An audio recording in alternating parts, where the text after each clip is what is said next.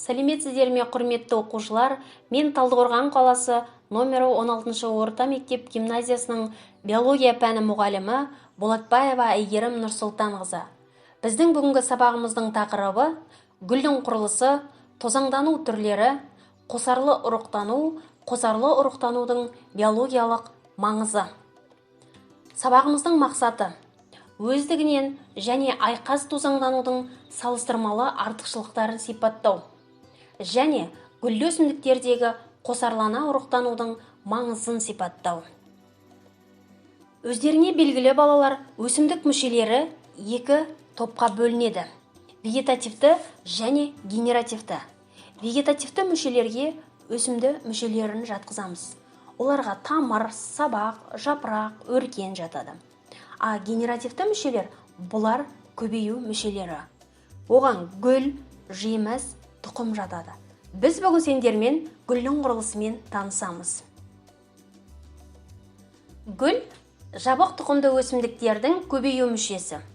Ол өркеннің төбелік және бүйірлік түзуші ұлпаларынан шығатын споралы, жынысты, маманданған репродуктивті мүше. Гүлде спора мен гаметаның түзілуі және жыныс процесі жүреді. Тозаңдану мен ұрықтану процестерінен кейін гүлде жеміс пен тұқым пайда болады. Гүлдің құрылысы бірнеше бөліктерден тұрады. Оның жіңішкерген жерін гүл сағағы деп атаймыз. Гүл сағағы арқылы жапыраққа немесе сабаққа бекінеді. Гүлдің кеңейген бөлігі гүл табаны деп аталады. Гүл табаны гүлдің барлық мүшелерін ұстап тұрады. Тостағанша жапырақша бұл жасыл түсті болады. Гүл бөлімдерін қорғайды, яғни оның қызметі қорғаныштық.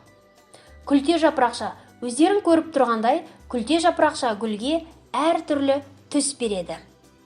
Гүлдің ең негізгі бөлігі аталық пен аналық.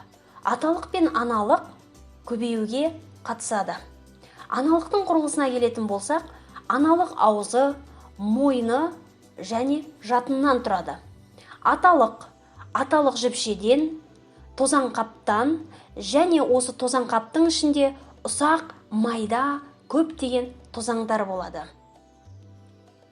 Тостағанша жапырақша мен күлте жапырақшаны гүл серігі деп атаймыз. Гүл серігі екіге бөлінеді: жай гүл серік және қос гүл серік.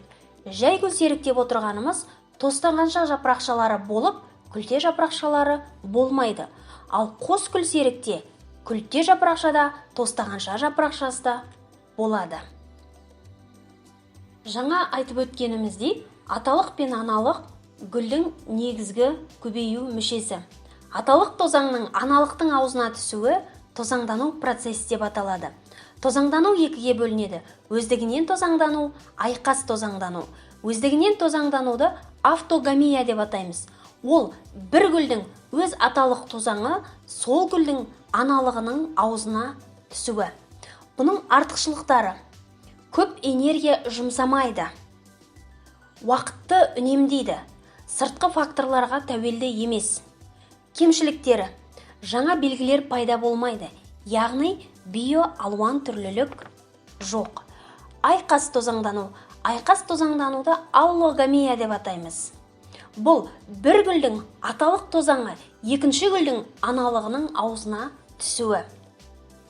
Айқас тозаңданудың бірнеше түрлері бар. Олар бунақденелер арқылы, жел арқылы, су арқылы. Айқас тозаңданудың артықшылықтары: жаңа белгілер пайда болады, яғни биоалуан түрлілік бар. Олардың тозаңдары жеңіл. Көптеген тозаңдарды шығарып, оларды ұзақ жерге таратады. Бұлар бейімделгіш. Ал кемшіліктері: көп энергия жұмсайды, сыртқы факторларға тәуелді, уақытты көп алады.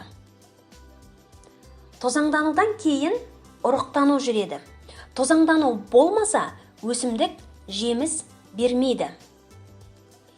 Енді балалар, ұрықтану процесін көру үшін видеоға назар аударайық. Гүлдің құрылысымен танысып болғаннан кейін үрдістерге көшейік. Ең бірінші, тозаңғапта тозаңдар дамып жетіледі. Одан кейін жел арқылы, немесе жәндіктер арқылы, немесе жаңбыр суы арқылы аналықтың аузына түседі. Бұл процесс тозаңдану үрдісі деп аталады. Тозаңның құрылысына келетін болсақ, тозаңның өзі ішінде екі жасушадан тұрады. Біреуі генеративті жасуша, екіншісі вегетативті жасуша.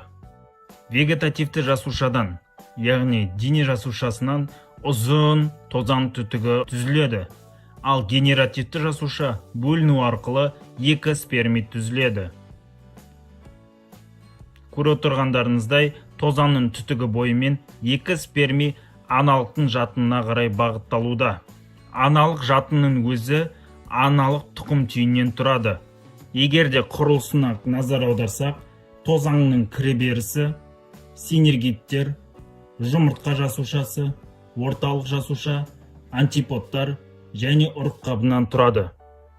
Бірақ қазір бізге керегі тек тозаң кіреберісі, жұмыртқа жасушасы, орталық жасуша және ұрық қабы. Қалғандарын жоғарғы сыныптарда өтетін боламыз. Екі спермидің бірінші спермиі кіреберістегі жұмыртқа жасушасымен қосылып, зигота түзеді. Зигота әрі қарай дамып, ұрықты түзеді. Ал екінші сперми үлкен пішінде тұрған орталық жасушамен қосылып, эндоспермді түзеді. Эндосперм қоректік заттардың қоры болып есептеледі. Осылайша, осы процесті қосарлы ұрықтану деп атайды. Өйткені екі спермидің қатысымен жүреді. Зигота, эндосперм және ұрық қабы тұқымды түзетін болса, ал жатынның, сонымен қатар гүлдің табаны, тостағаншалары, олар жемісті түзуге қатысады. Видеодан көргеніміздей, қосарлы ұрықтану тек қана жабық тұқымды гүлді өсімдіктерге ғана тән. Қосарлы ұрықтануды атақты орыс ғалымы Навашин 1898 жылы ашты. Біздің бүгінгі сабағымызды қорытындылай келе, сен білесің бе әдісі арқылы мына сұрақтарға жауап береміз. Енді балалар, біз бүгінгі сабағымызда қалай меңгергеніміз жайлы рефлексия пирамидасы арқылы маған кері байланыс берсеңіздер. Бұл жерде мен үйренген 4 мәлімет, мен білген 3 мәлімет, менің көбірек білгім келген 2 мәлімет, есте сақтау керек бір маңызды мәліметті жазамыз. Осымен сабағымыз аяқталды. Назарларыңызға рахмет.